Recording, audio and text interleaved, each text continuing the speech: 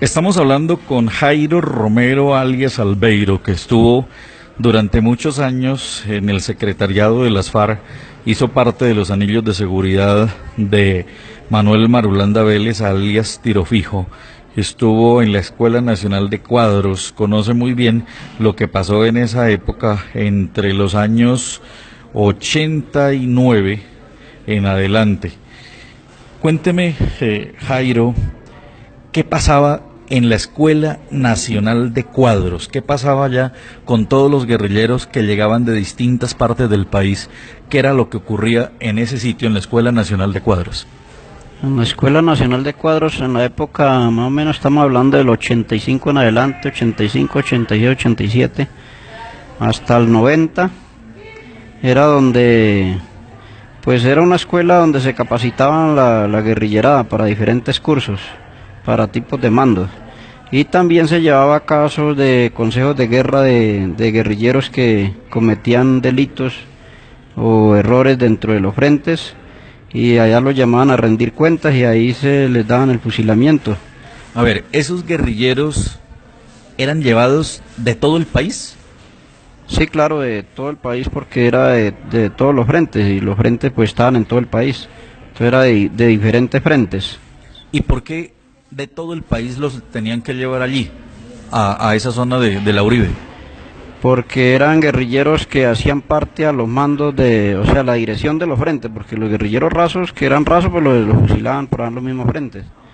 Pero lo que eran ya mandos, que reemplazantes de frentes o terceros al mando al frente, esa gente los llevaban y le hacían el juicio era allá, y allá de allá mismo salían fusilados. ¿Quiénes estaban en esa época tomando esas decisiones de fusilamientos? ¿Quiénes eran los que se encargaban de ordenar esos fusilamientos? Pues esos fusilamientos, la última palabra la tenía el secretariado, que estaba compuesto por Manuel Marulanda Vélez, Jacobo Arenas, Alfonso Cano, Raúl Reyes y Timo León Jiménez. Timochenko. Timochenko, sí. Ellos tomaban las decisiones de esos fusilamientos. Sí, era la última decisión, era la tomaban ellos. Ellos eran los que daban la orden de fusilarlos. ¿Cuántas personas cree usted que se fusilaron en esa época? ¿Cuántas personas aproximadamente? ¿Cuántos guerrilleros que fueron llevados de todas partes del país a ser fusilados allá en donde estaba la Escuela Nacional de Cuadros?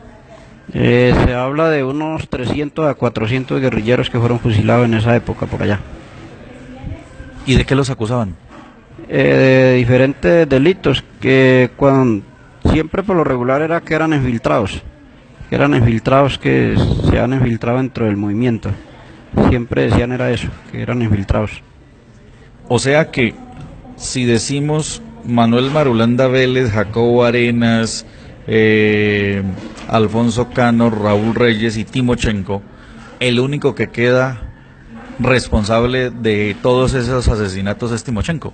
Sí, señor, claro, Timochenko es el único que queda de esa época, cuando se cometieron todo asesinato, el único que queda así ahorita vivo es Timochenko nomás.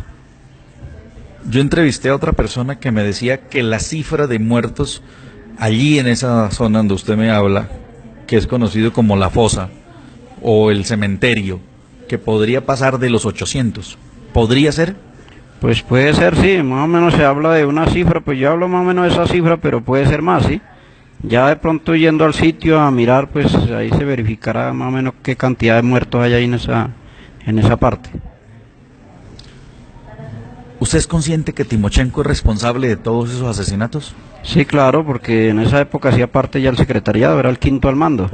Y en esa época que cometieron la mayoría de asesinatos que cometieron en esa época. ¿Qué cargo tenía Timochenko en esa época ya? En esa época Timochenko era el quinto al mando del secretariado. ¿Y como cargo, cuál era el cargo de él? Cargo en esa época era el jefe militar de las FARC. ¿Usted cuando ve hoy a Timochenko como candidato presidencial, qué piensa? No, pues ya eso es, o sea, pienso de que de todas maneras, pues una persona que fue la que manejó la FARC, pues primero que todo, pues reconocer que reconozcan los delitos y que digan la verdad, que no tapen, no traten de echarle la culpa a los demás, sino que respondan por todos los delitos que se cometió la FARC, porque son los directos responsables. Nosotros somos cumplidores de órdenes, pero las órdenes las daba el secretariado, entonces que hoy en día pido que una persona como esa pues que responda por los delitos y que pague por ellos. ¿Usted le cumplió órdenes a Timochenko? Pues no que me las haya dado directamente, pero de todas maneras las órdenes cuando llegaban a los frentes llegaban era del secretariado, entonces son órdenes cumplidas. ¿Cuánto duró en el secretariado usted?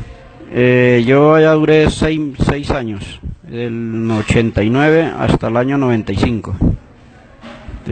Pertenecía a la guardia de Manuel Marulanda Vélez. ¿En qué compañía estaba? No, la compañía de él se llamaba la compañía Luis Pardo. Ese era el nombre de la compañía de la Guardia de la Seguridad de Manuel Marulanda Vélez. ¿Quedan otros guerrilleros vivos de esa época suya que fueron testigos de todo esto? Sí, claro, hay otros que son los que vamos a hablar con ellos, para que vengan también a rendir alguna entrevista, a hablar sobre eso también, sobre ese mismo tema. Muchas gracias. Bueno, que esté muy bien.